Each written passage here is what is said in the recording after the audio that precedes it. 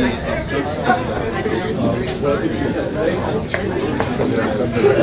to give me your routine. He changes it every 2 months. Would you give him permission to give me your routine? My number actually I'll wait till you call me. Are you going to be here at 8 in the morning tomorrow morning? Is you one of these? Yes, very much. Should have waste the time. Retired girl.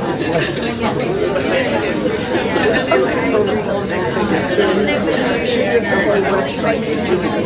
Have you seen the website? Student. My pleasure now is to give the floor to Mr. Victor Mulas from the World Bank on my right hand. And the two questions that we have for you, Mr. Mulas, is I certainly understand through this crash course that my colleague Jimena put me through, God bless her, that technology democratizes innovation. But I don't understand what destructive technology is. Why do you think it is often credited with fostering a new generation of entrepreneurs? My second question is, how is the World Bank supporting young entrepreneurs in countries with emerging startup ecosystems, I can say it, such as the Kingdom of Bahrain? Thank you very much. First of all, I would like to thank the International Peace Institute, the government of Bahrain, Tamkeen, Jen, Kauffman Foundation for inviting us also to this event and being part of it. So, thank you for the questions. I think it's very important to put a little bit of context of where we are right now. We are all seeing that technologies are going very fast lately, right? So we hear all the times as a new technology has happened. Now we're talking about quantum computing. Before it was blockchains and bitcoins, and before that artificial intelligence, and then the robots are going to take over all of us, right? So we're all the time hearing all these things. So we are realizing that technologies are being developed very fast, and they are actually starting to change the way we live, the way we work, the way we organize. And I started to have structural changes in those dynamics. So that is what we understand as disruptive technologies. It's not just one technology, it's a combination of technologies that start building one upon each other and start affecting the way we've been living, basically, as humans, the way institutions are, including the market. So we are seeing a lot of transformations started to happen. And you can see very specific examples. Uber is one of them. If you're a taxi driver, definitely Uber disrupted your way of life.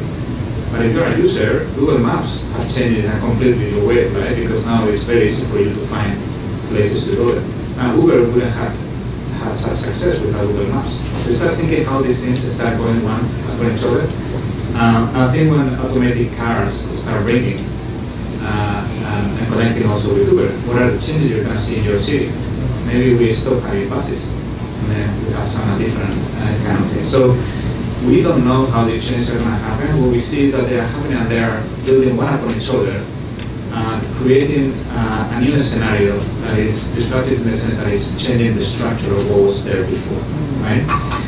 So from the World Bank perspective, we have a very clear mission. Basically, we have two goals. We call them the twin goals, which is the eradication of extreme poverty and the increasement of shared prosperity, basically having development with equality, right? So it's not enough just to eradicate poverty, we also have to have equality and have sustainable development. And they are very aligned with the SDGs. So for us in our mission, what we're thinking is how these new technologies are changing the typical way of thinking of development, the typical way of achieving these goals. We know that it's very difficult to achieve the SDGs and our goals right now in the days that we have. I mean, we've done a lot of tremendous efforts and work, big success so far, but it's still far away from achieving it on the day. We think technologies can help, because we are seeing how they can leapfrog towards those goals. We have seen, for instance, in Kenya, we have seen M-Pesa, which is a solution that provided financial access to mobile payments to population that before we thought it was impossible to reach on a scale, because taking banks in the traditional way to the rural areas economically feasible, and it wasn't happening. The solutions were there. And suddenly a mobile company did that in 5 years. Right? So that's incredible potential. That's a leapfrogging opportunity there. Can we do the same with energy to get free solutions to rural areas? Can we do that with education too? And the answer is we can. It is a possibility. We are seeing it right now that they are, with mobile networks as a platform, are evolving. With the internet, we are seeing the erosion of barriers to access some of these resources, right? The question is, how can we leverage this potential? Now, the only problem is that with the bright side comes the dark side too, right? So the knowledge also has a dark side, right? And we have seen that with cybersecurity, for instance. It brings some new risks that are there. But there is a potential also for larger exclusion. And we are seeing global platforms emerging. With some of them, we have some concept with privacy and use of data, right? So how can we avoid the dark side being in the process of development and use the potential for leapfrogging? And that's something that we've been thinking at the bank. And bear with me, I'm going to end up in entrepreneurship, I assure you, but this is a little bit of the background that is behind what we're thought right now. So we try to understand a little bit what were the main technology trends, not one technology, but the trends that all these combinations of technologies are happening, and they are affecting our mission and development in particular. And we come up with around 5 big technology trends. There can be more or less. This is just an exercise to see where the main ones that we are seeing affecting. The first one is the emergence of platforms and how they are becoming new means of production, right? Because they are allowing to eliminate barriers at global level. They are allowing entrepreneurs coming from developing countries to access those platforms to actually avoid all the barriers they may have in their own country, because sadly they can access the Google platform or the Facebook platform and do a business online and get resources out of that 20 years ago it was impossible, right? So that is a great way of doing that. But at the same time, that's introducing disruptions to traditional business, right? So it's a new ways of production, and it's a new ways of serving. And then you have all these Ubers and so on. There are also platforms. So this way of creating new business is happening. The other one we are seeing is digitalization in itself. Everything that becomes digital allows for a potential of access in a almost global scale. And that is very important for populations like the rural population that usually are left behind, right? So it happens with finance payments, as I said, and financial access, as I said, with M-Pesa. But think that more and more things start to digitalize, right? So with 3D printing, we are seeing that even production of goods is being digitalized, right? So you are starting to see that as things become digitalized, the easier it is to just access them with a device like this, wherever you are, right? So that is opening a huge new area for accessing basic services and other kind of products. The third one that we are seeing is this interaction between human and machines and how they are changing the nature of work.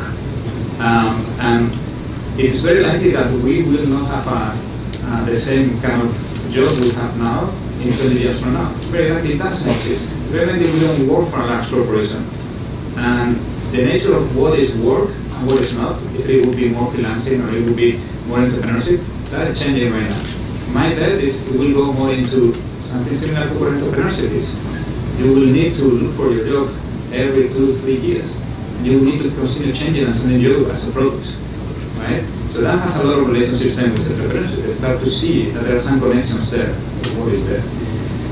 The fourth one is the question of learning. Yes, changing of work is going to happen, but learning is also changing. You need to start learning how to learn. You need to learn continuously. It doesn't stop. If you used to go to university, get a degree, done. You get into a job, not anymore. You have to reinvent yourself and continue learning every time, right?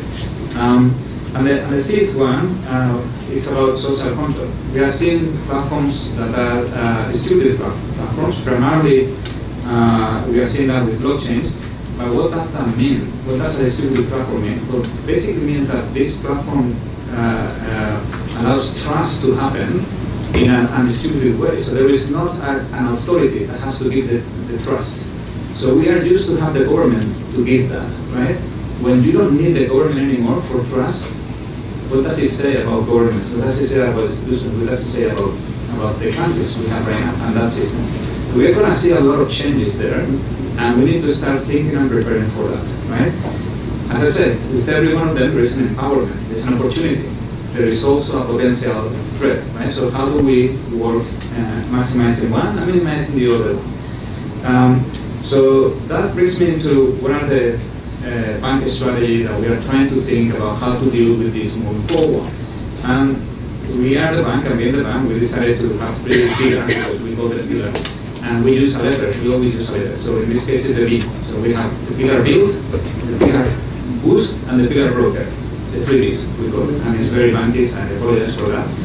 But we are in the UN, so you understand us. So the first one, we call it build. It's about building what should be the building blocks of the new tech-led economy.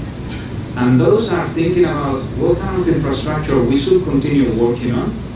But how do we see that traditional infrastructure in the lenses of new technologies? Which one may become obsolete? So don't invest on it, or do it in a flexible way. So in one sense, don't do video calls or telephone calls when mobile telephone was coming, right? So you needed to change that. But the most important thing is what are the new infrastructure that we need? We know we need broadband, we need digital ID, we're going to need digital financial inclusion. So those are building blocks looking into the new tech economy. It's the new infrastructure, let's put it that way. The second is Boost, and Boost is more about the soft infrastructure. And that is what I think we should focus on, which is the human capital. How should we support the new skills, the new kind of education, and then how do we create these entrepreneurship ecosystems all around the world and support them growing? Why? Because the knowledge now is being distributed. It's no longer one institution like NASA that has all the knowledge of Bell Laboratories. Now it's a combination of research institutions, entrepreneurs, and academics, and all together, and then they form startups. So we are seeing these knowledge hubs happening at ecosystem level, but also the skill development happening there. When you do a startup, you're learning. And when you interact with startups, you're learning too, building the firm's capabilities. So they go in that sense. Then the broker pillar is more about how do we harness global partnerships towards this development, especially with new kind of assets, particularly data. We're very concerned about the lack of data, of relevant data at a global level being used by governments for public use. So now we have new actors like Google or Facebook or Amazon that have better data and more instrumental data than the one that governments have or we have. So how do we bring a coalition of the group to share those resources in a trusted environment to work for development? So I give an answer the background. I won't extend more because I think I'm going with everything else. But if you have any questions for entrepreneurs beyond that, we can go with it later. Indeed, thank you very much. When I read your bio, I said I might need a translator next to me to help me understand, but you've done such a good job. Let me see if I captured the 2 main points correctly. And thank you for sharing with us what disruption means. I think there is the digitalization. What I've kept is that digitalization has facilitated access to global scale and empowered population that otherwise would have been excluded or marginalized. And thank you for giving us the 2 examples of Uber and the M-Pesa in Kenya. It's a fascinating, by chance, I'm glad you mentioned M-Pesa. I don't take Uber, but I'm glad you mentioned M-Pesa. But disruptive technology, as you rightly pointed out, has advantages and disadvantages, pitfalls that we need to be, some are less bright, some dark, some less, and the issue of the changes in the nature of job. But one area that from my background struck me is the disruption of the social contract. As we understand it, and with certainty, as I have studied it, the state is a primary penholder of the social contract, and therefore the provider of knowledge and information and control, not empowerment. And this disruptive technology has created greater and greater opportunities for empowering. And thank you for sharing with us the 3 Bs. Now, last but not least, I would like now to give the floor to Ms. Lana Al-Attar. Dear Lana, how do you assess women's efforts in seizing opportunities, such as the one we just heard and by other speakers, and enable women to participate in innovation and entrepreneurship? Do you think, my second question, do you think women entrepreneurs, and you are certainly one, you will with us, are more likely to get funding if they emphasize their social mission, if they emphasize the global good that they will deliver? Thank you very much. Thank you, Dr. Yusuf. Ladies and gentlemen, distinguished guests, thank you so much for having me. My name is Lana Al-Attar, and I'm a serial social tech entrepreneur from Bahrain. I'm a product of the ecosystem set up in Bahrain. I'm the founder of Gujuju. Gujuju is a digital agency with a conscience. We try to empower people with technology. We empower socially good businesses and initiatives with technology. If the business isn't, we help them to get some kind of social good in them. I'm also the founder of Tasafah, and it came out of a need with my work through Gujuju. Tasafah is an e-commerce platform that sells products and services online. We noticed that sometimes, no matter how low our rates are with Gujuju, they still need to be subsidized. So what we did is we built them a platform that they can have their products and services online. I'm also an Ashoka change maker and a global shaper. Sorry, I'm a bit nervous. It's okay. It's all right. I need to take that out very there. well. I'll give you time to breathe, I promise. Thank you. I just had to follow all of you guys, you know? And I'm like, I'm an entrepreneur. All right, so let me start over. Good juju, it means good magic, and we empower people with technology. What we do is we look after the little guys. There's no one looking after charities and schools and people that are doing the fluffy good stuff. So we say, hey guys, we're here, we're really good at what we do. Let's take care of you with technology, and we really boost them.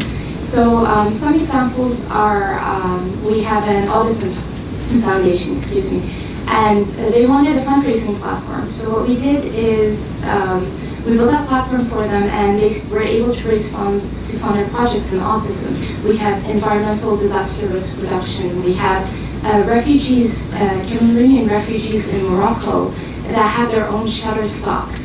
And these are the things that I am empowered to do. So as a result of that, we noticed that sometimes we do keep our prices very competitive, and we have a lot of support here and there to help us to do that. But sometimes low is still not low enough, so we built a platform. And it's like, okay, so I have to sell something online. Like, hey guys, okay, so do you do any good? Fine, let's get you on there. If you don't do any good, we'll help you. Let's say you're a bank, for example, and you don't have any CSR, no projects, nothing whatsoever. We'll say, okay, tell us a little bit about your values. Do you like the environment? So we'll go to the environmental society locally, and most of the times they won't have any websites on there. And we'll co-brand it for them and then give them that goodness to them. We're cash flow positive, we're growing, we're scaling, and in the midst of it all, we opened our second venture, and it's thanks to the ecosystem.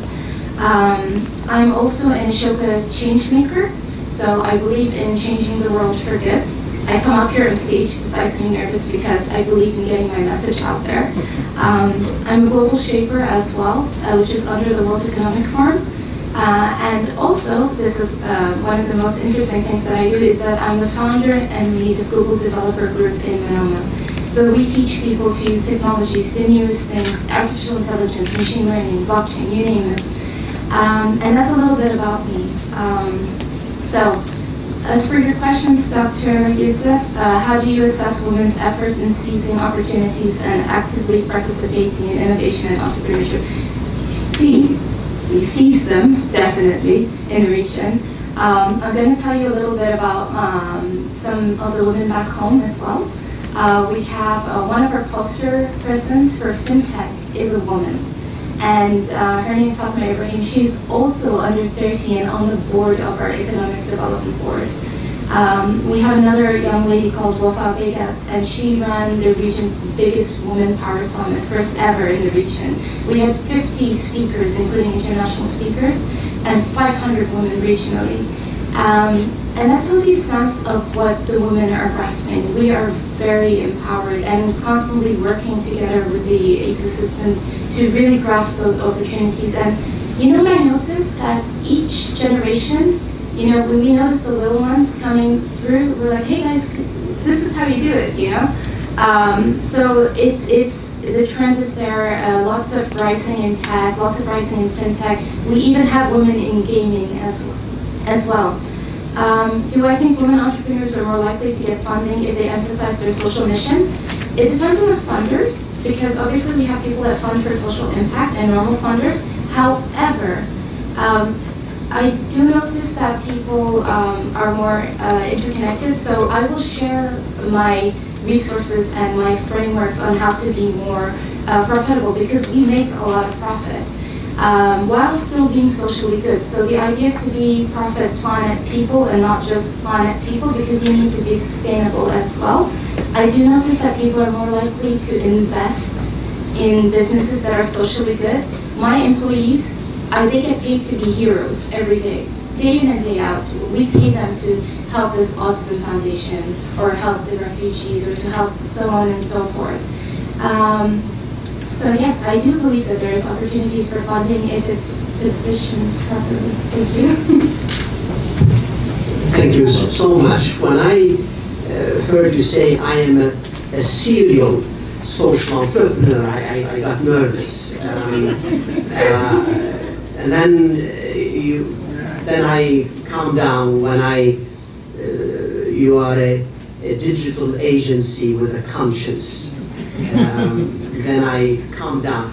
More importantly, I thought you were a charitable foundation, and then you said, actually, we make profit by empowering the little guy through technology and changing the world for good is a good business proposition. And that the women, and particularly young women entrepreneurs, are leading the way is really comforting. And for this particular audience, and where we work here with the UN, where the glass tends to be unfortunately half full, it's nice to hear some positive messages. So the floor is open. We have about 15 minutes or so. I will acknowledge you. 1, 2, 3, 4, and then if you could please bring to this gentleman first with the red shirt the microphone. Please tell us a little bit who you are, and so we can capture it on the video. Sure. Hi everybody, my name is Jose Garcia. I'm with a company called Angel Hack. We're the largest pre-seed stage accelerator in the world. So Mr. Sai, I understand the ecosystem is hard to explain. Just to add a comment to that, the way we interpret ecosystems, we look at it as a supply chain between different accelerators, corporations, government agencies. Everyone is trying to build economic development, creating job creation. So it's a supply chain. Accelerators produce startups, the startups produce jobs, and everyone else supplies the funding and resources necessary for these startups to succeed. And your question? So my question is, one of the challenges that we face, because innovation is one of the things that we specialize in, is when it's scientific related, right? Like you're doing something that's brand new, never been done before. VCs, government agencies, like what's your precedent for success? How does this match? How do we make money? And when it's scientifically based, that takes time and energy, and oftentimes you don't have an answer. So what do we do for those kinds of startups? Because those are often the startups that make the biggest impact in the world, And more importantly, they're the ones that end up becoming those huge companies that create thousands of jobs. Thank you. Then Dr. Danieli.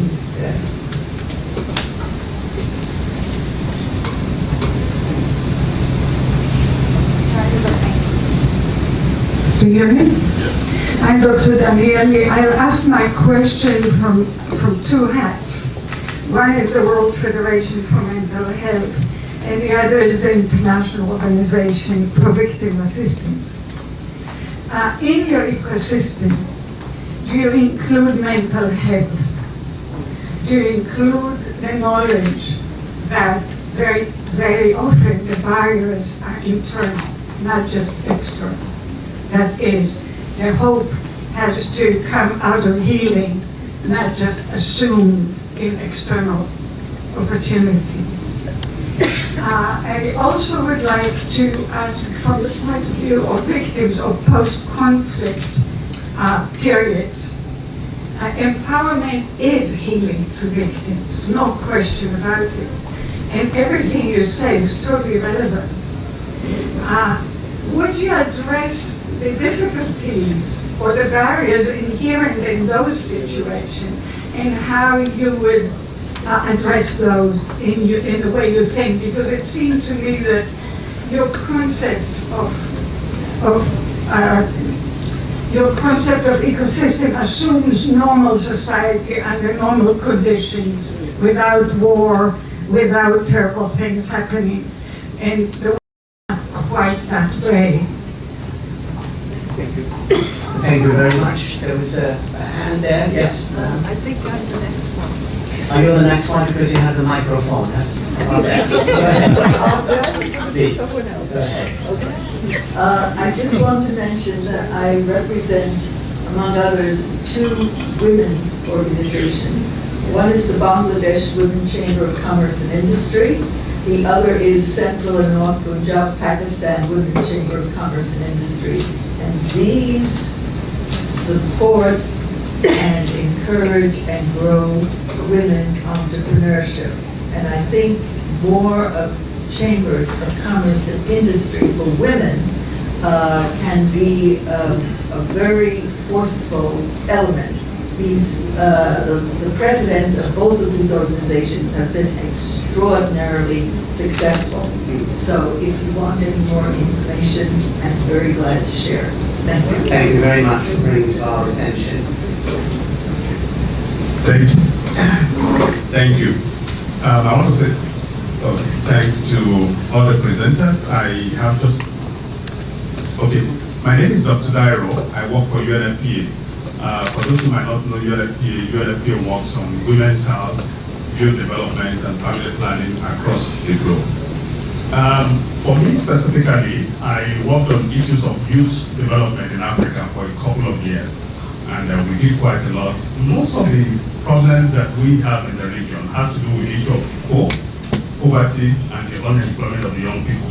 And that's why we see the issue of forced migration and everything, that people are moving everywhere. My specific question, I know that there are a lot of effort going on in Africa, but in terms of what Tamkeen did in Bahrain, where the government is the facilitator of that kind of empowerment of the human capital to be able to create jobs and employment, and businesses, I would appreciate if Kauffman Global Entrepreneurship Network can highlight a bit of what they're doing in Africa, number one, and then what Tamkeen can also share with how you did it in Bahrain and how the governments in Africa can also facilitate that kind of development. Thanks. Thank you. And then the microphone here in the front. Yes, lady. Yep. So I can talk about it. Thank you. I'm Gloria Starkins, and I'm a UN correspondent. Actually, I'm the dean of all the UN correspondents. I just felt very important, sirs, because I've had the pleasure to be in Bahrain, the openness religiously of Bahrain.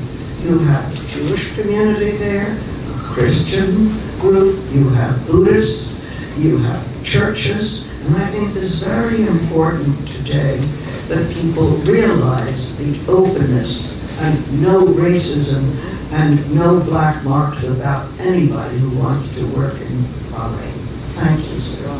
Thank you. So speaking of ecosystem, that's an important element. The lady next to you. Hello, my name is Kimberly King. I work on special projects with multiple divisions of the UN, mostly in sustainable development, but also in the innovation ecosystems around the world, including the Middle East. And I have a couple of questions. One of the organizations I founded in a public-private partnership with Sweden is called WISE, Women in Innovation, Entrepreneurship, and Sustainable Development. And we work not only with women, but intergenerational. So I'm interested if you connect the dots between the constituencies, innovation being the mechanism, but women, youth, and seniors actually are the fastest growing businesses in the U.S. and many parts of the world.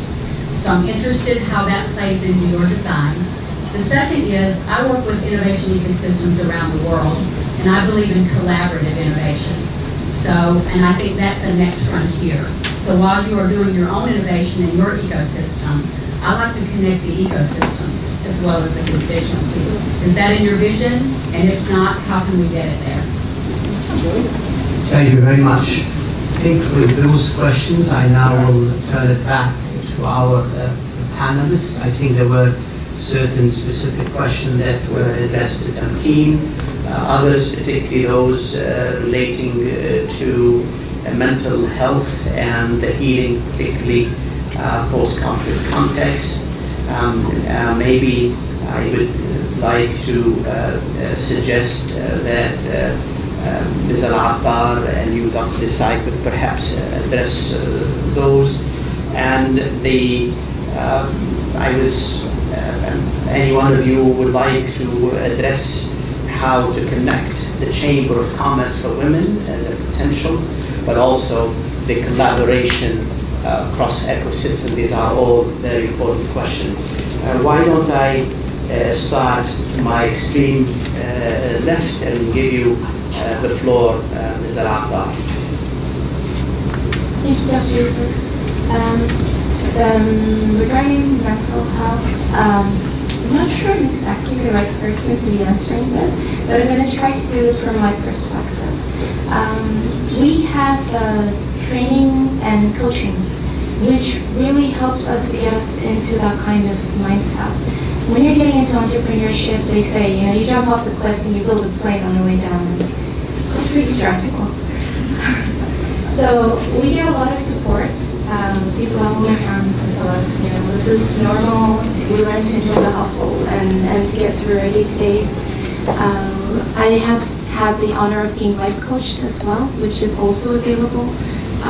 It teaches you your values and what's important, and should entrepreneurship really be a priority for you, kind of thing. So yes, we do have those kind of things available from my perspective. I hope that's answered your question. Thank you.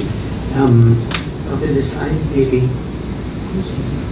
So I completely agree with you that ecosystems aren't perfect in many places, in most places, right? So if they were, we wouldn't be seeing, for example, we focus a lot on the United States, we wouldn't be seeing a decline in entrepreneurship in the United States.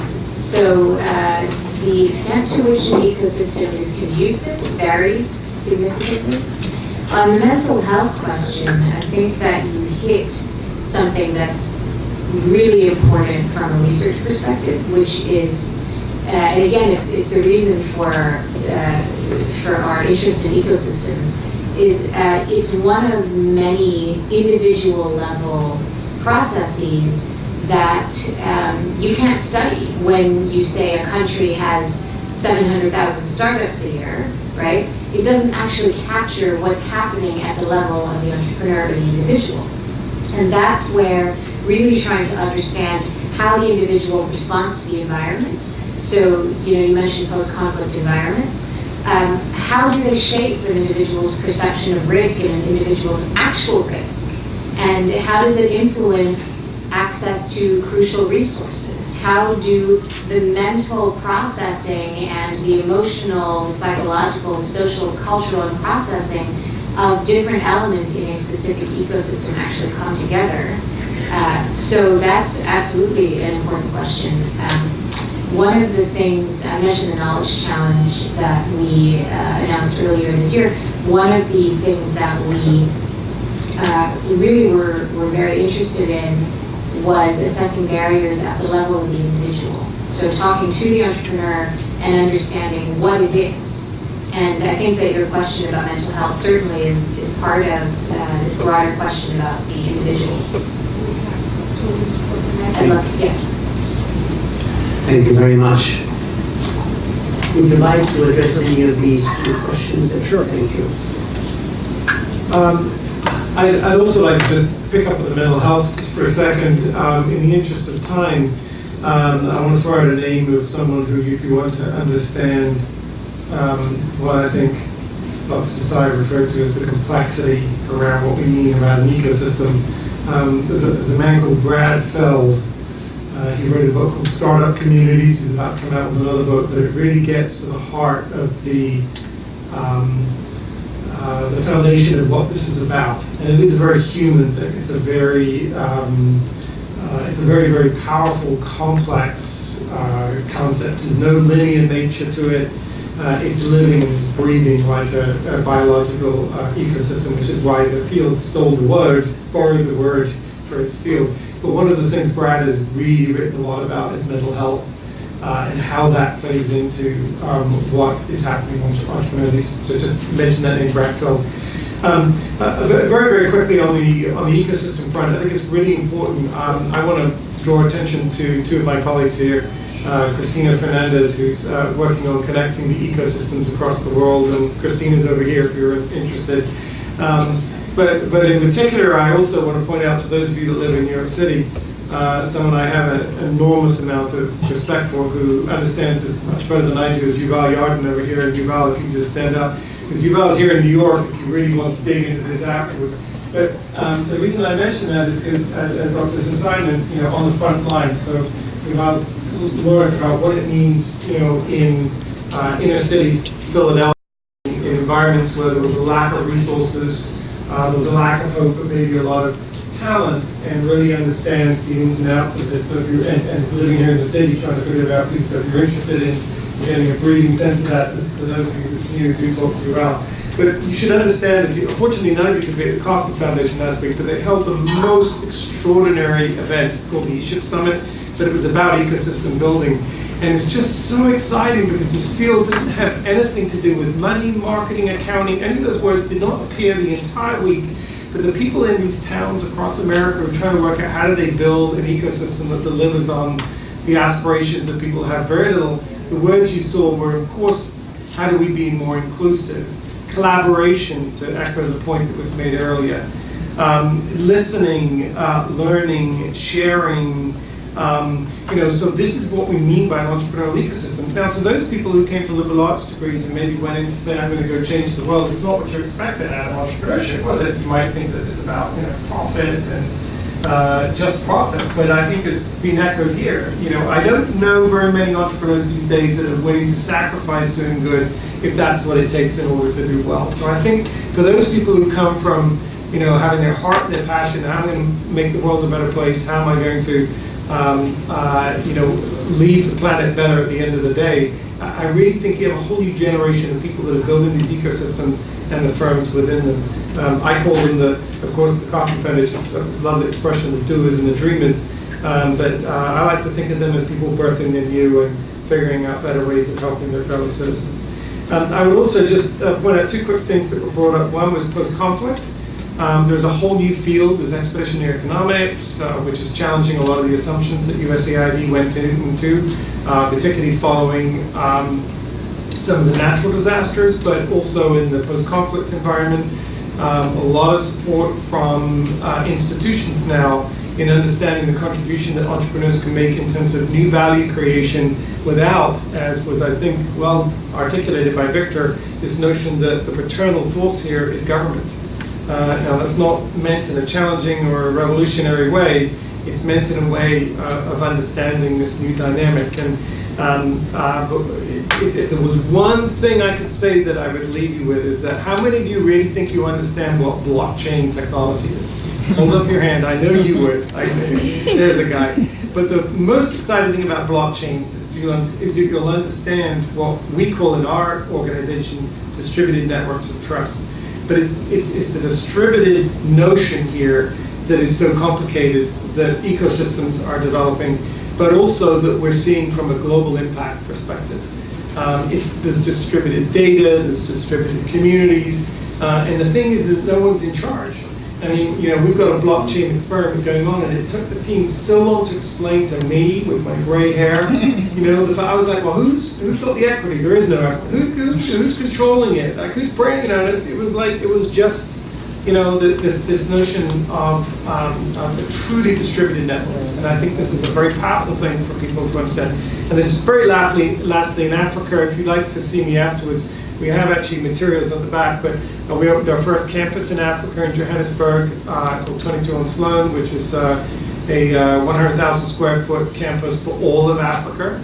And we have a whole range of new initiatives that we're rolling out in conjunction with the African Development Bank and a few other institutions.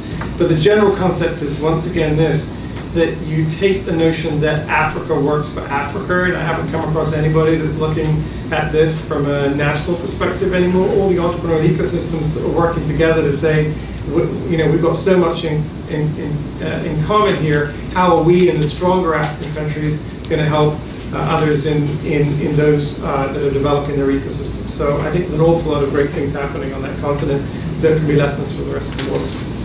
Thank you very much. Dr. Tamkeen, I'm going to give you the floor last, so you have the last word, but I just want to give my good friend to my right. Any comments you have, Victor? I don't want to extend too much, but just to say, I mean, as a World Bank, we operate in many of the countries you were mentioning. So we don't operate in we don't have the luxury to operate in the US. That would be fantastic, where you have very good ecosystems, even though you have challenging ones like Detroit. So our experience in many of them is you don't have the basics of the ecosystem, right? So you have to start from a basic perspective. But the main result is when you invest on skills in the human level. And I start part of the skills that the governments not always do right. So how can you bring new ways of providing those skills that are more experiential, to have more experiential learning about them? And that operates in every environment. And it's interesting because of the fragile and conflict states. You have probably the most entrepreneurship mindset in those states because they've been entrepreneurs to survive. Mm-hmm. The question is, how do you overcome the lack of infrastructure into doing that and make it for good? We've seen a lot of things in refugees in Lebanon and Turkey, how things are being used. The last point is about connecting the different ecosystems. Absolutely, yes. That's what you need, because those are knowledge hubs and how you do it. The question is, how do you do that? And that's not easy, right? So we are trying to use intermediaries. We can start creating global networks of connectors, because it's not only one person, it's more than that. Accelerators play a role, but it's not the only one. So how do you do that? It's kind of a question that we are still trying to answer, and we are working on that. And it goes in that direction. The other problem is, what do you have to offer, right? Because if you don't have anything to offer, why the others will connect with you? So there are different dynamics there. I don't want to extend, but just to put you, I mean, we can talk about it a lot. Thank you very much.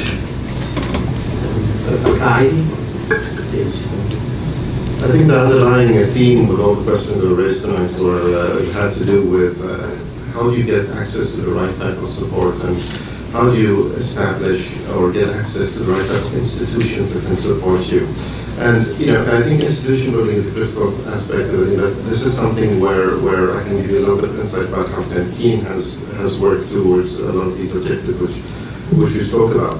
I mean, the issue is when talking about where you come from, what you need, what sort of support you have, and understanding the ecosystem of what the limitations there are, and who's going to turn you away, and who's going to accept your idea, and so on. And I think this is something that we've understood very well. And the whole issue is, as I mentioned, when you're talking about a situation where as a government, you're trying to transition the private sector to take the lead.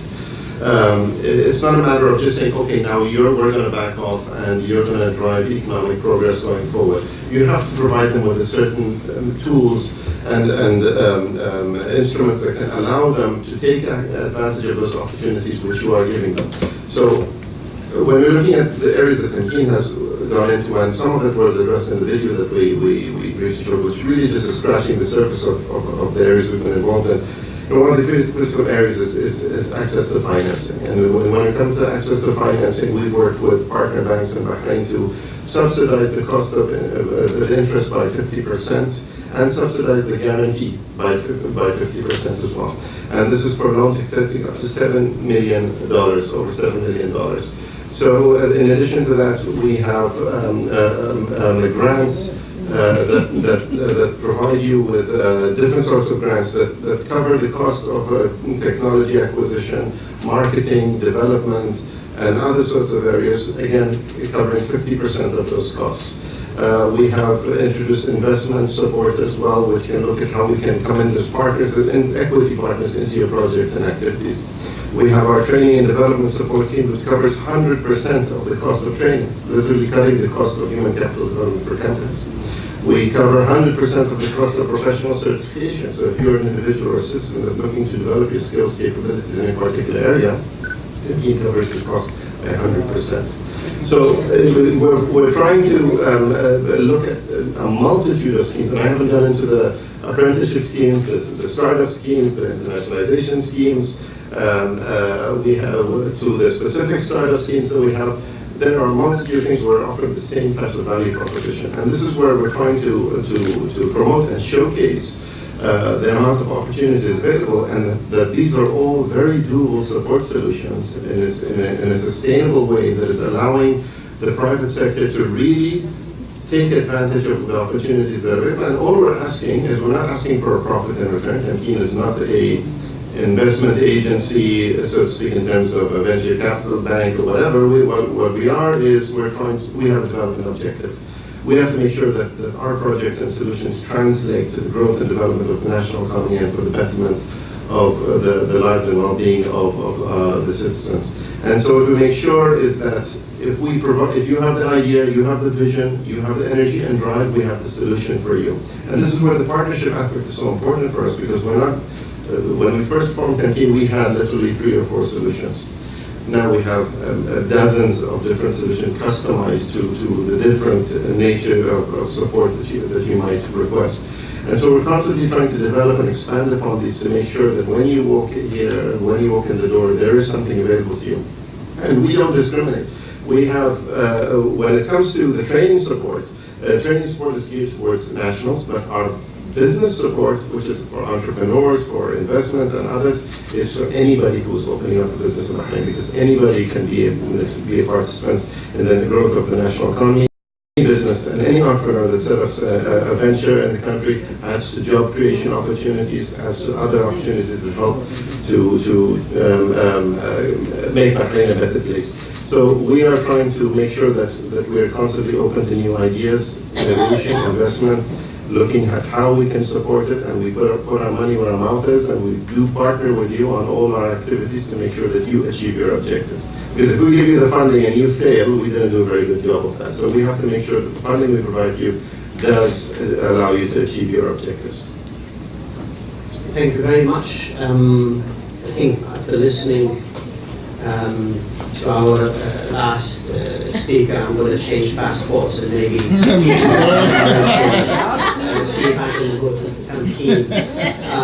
By way of concluding, and since the objective is how we can leverage entrepreneurship and innovation to support or facilitate or accelerate the implementation of the SDG, here are some of the takeaways that maybe you could use them as a recipe for ensuring that this happens.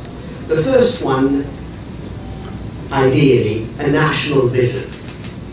It's amazing in my own country, Tunisia, what happened to entrepreneurship when the parliament adopted an act called Tunisia Startup Act.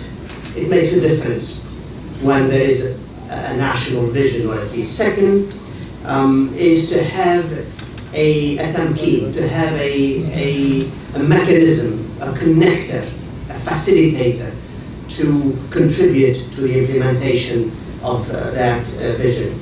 A second is what we've been talking about as an ecosystem or an improved regulatory environment and policy initiatives that promote entrepreneurship, including, as we just heard, the availability and expansion of sources of financing. Another aspect that we have heard is the use of technology, the part, particularly the disruptive technology, but the good element or the good part of technology, as we have heard. Another element is the importance of the type of private, of the partnership with the private sector.